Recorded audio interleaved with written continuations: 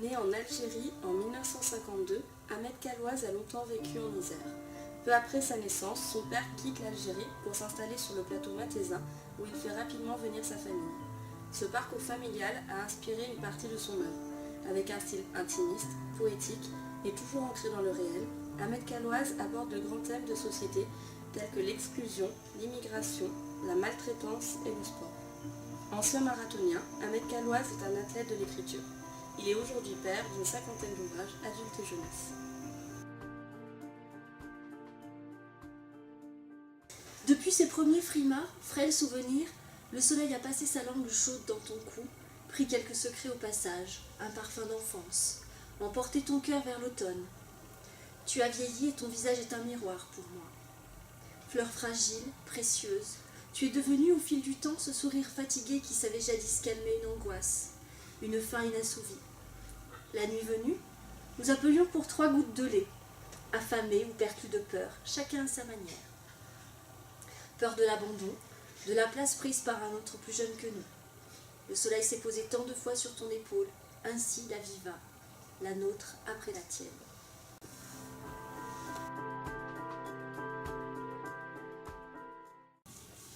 La Maraude, un roman jeunesse d'Ahmed Kalwaz.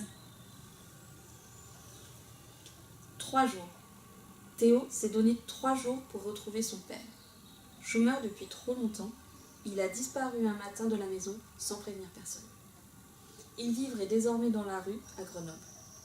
Théo a tout préparé. Un duvet pour dormir, des provisions, un peu d'argent et une photo de son père.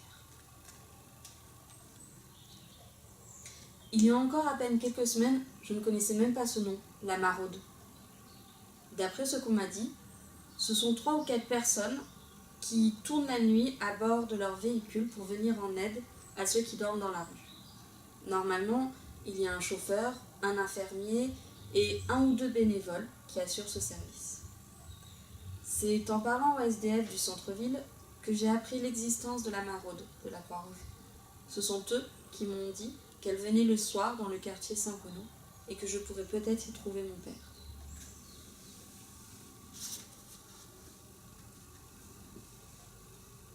Émile. Un jour, ça a sonné à la porte. À la gueule de l'huissier, j'ai compris qu'on venait me foutre dehors. J'avais pas payé le loyer depuis des mois. Il n'y avait plus rien à saisir, rien à me prendre. Je leur ai laissé la chaise et le matelas. J'ai calé dans un sac à dos tout ce que j'ai pu. Moi, je cherche pas les ennuis. Alors j'ai poussé jusqu'au fond d'un square sur un petit terrain vague. J'ai mis là des cartons, une bâche en plastique piquée sur un chantier pour faire une espèce de cabane, même pas un vrai abri. Mais quand le froid est arrivé, je me suis approchée d'un supermarché pour y faire la manche. Et surtout affronter le regard des gens. Ceux qui te toisent une fois leur chariot plein à craquer. Les petits vieux qui vivent aussi d'une misère de retraite et qui te toisent avec un air de pitié. Avec leurs yeux qui semblent dire « Je ne peux rien pour toi ».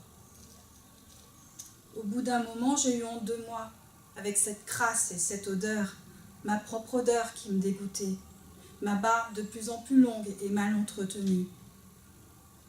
Plus de nouvelles de ma femme et du gamin, bien sûr. C'est bien ce qu'il fait, le petit. Comment il s'appelle déjà? Théo? Oui, Théo. Chercher son père dans ce panier de crabes. Mon fils est trop petit pour faire ça. Mais le gosse découvre peut-être des choses qu'il devrait ignorer. C'est pas de son âge. Moi, j'ai plus de famille, même pas un frère ou une sœur. Pour eux, c'est comme si j'étais partie avec la caisse, comme si j'avais tué père et mère. Un clodo sur la photo du dimanche, ça fait tache. Vas-y mon gars, je veux bien reprendre un gobelet de soupe. Vous partiez en exil dans l'euphorie, vers l'espoir, le rêve d'un argent amassé rapidement, et vous vous levez avec l'impression d'entrer ou de sortir d'un cauchemar. Tu as vécu sans les livres, sans les mots que l'on retient, qui font avancer. C'est triste une main d'homme qui n'a jamais tenu un livre entre ses doigts. Image triste de l'homme qui n'a jamais serré ses enfants dans ses bras. Personne ne t'avait appris.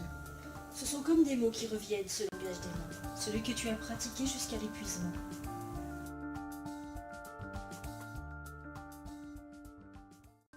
Grenobloise, Colline Picot est auteure de bandes dessinées de reportages.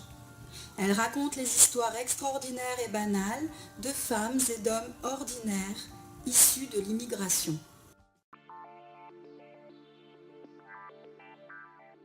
Dans Disgrazia, Colline Picot nous raconte l'histoire de sa famille sicilienne, originaire de Sommatino, qui a émigré à Grenoble dans les années 20.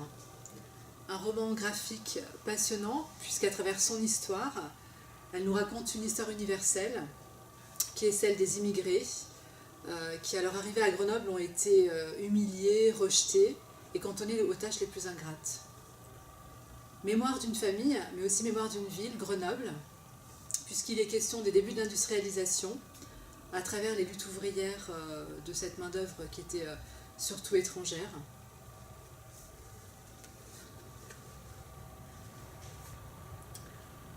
Ma grand-mère ne parle pas le sicilien, ni l'italien.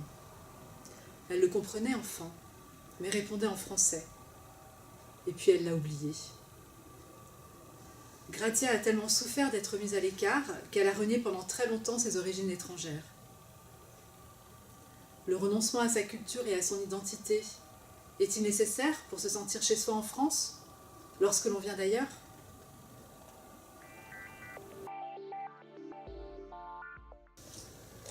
De l'autre côté, Colline Picot se penche sur l'immigration maghrébine à Grenoble. Entre journalisme de terrain et ethnographie, elle rend compte des processus migratoires des années 50 et d'aujourd'hui. Elle donne largement la parole à ses interlocuteurs, des Marocains, des Tunisiens et des Algériens, qui s'installèrent dans un quartier populaire et dégradé de Grenoble, le quartier très cloître. De l'autre côté est un témoignage sur le déracinement familial et un véritable plaidoyer contre les préjugés sur l'immigration, des thèmes en résonance avec l'actualité.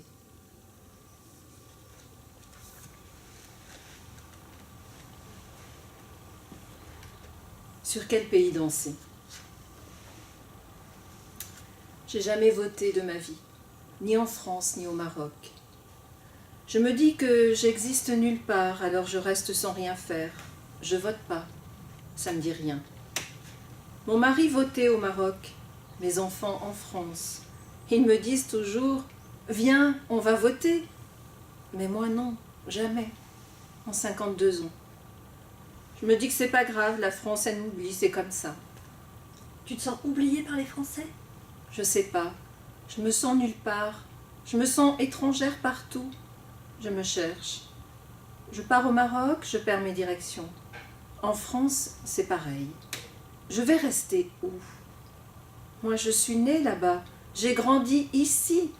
Mes enfants, ils sont français. Ils sont nés ici. Je suis perdue. Quand je suis là-bas, je suis malheureuse. Il faut que je rentre. Ici, je pense à mes parents, à mon enfance. On part en vacances, on ramène des affaires de là-bas. On va là-bas, on y ramène des affaires d'ici. Je te jure. Regarde cette table, ce canapé, ça vient du Maroc. Le pain, je le fais dans un four spécial marocain. Au Maroc, j'ai ramené chez mes parents une machine à laver, une gazinière. La maison en France est marocaine et la maison au Maroc est française ? C'est ça. On ne sait pas comment faire. On est perdu. Angelina Galvani, conteuse de la compagnie iséroise La Parlotte, accompagne les intermèdes depuis 2 ans dans le cadre d'une résidence artistique. Le thème de la famille est très présent dans son œuvre, notamment dans les spectacles La Petite Juju, Pas très sage, Le Papa-Maman, également publié aux éditions Benjamin Média, et dans sa dernière création, Racine. Dans le train, le papa-maman n'était pas très bien assis. D'abord, il était trop grand, ses genoux touchaient le sol du devant et chaque fois, comme le papa-maman ne revenait pas, Mireille, le petit fou, et Alpha s'inquiétaient drôlement. En plus, au bout d'un moment, elles se sont aperçues qu'il était à l'envers. Enfin, c'est-à-dire que le train allait pas mal. Il faut que tu trouves un travail, Beautiful, dit Mireille. Et c'est là que Beautiful s'est mise à pleurer. Je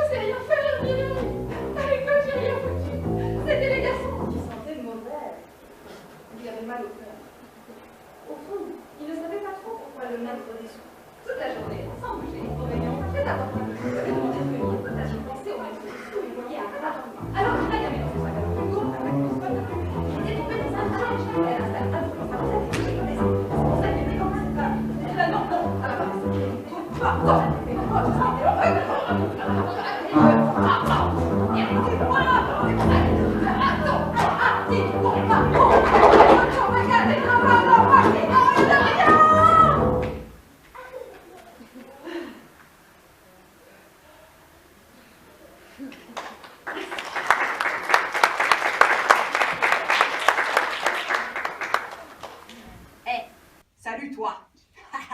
Alors t'es qui toi?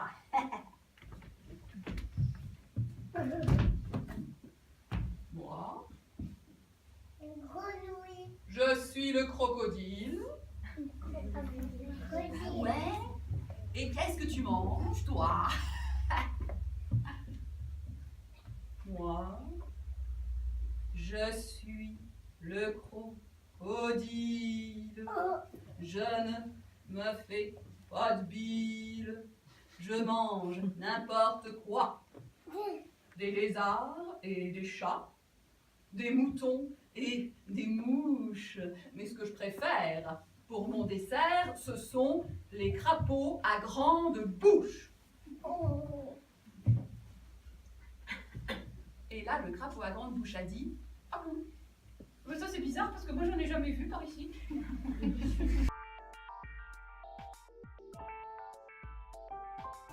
Les intermèdes, ce sont 5 bibliothèques et médiathèques qui travaillent main dans la main depuis 4 ans.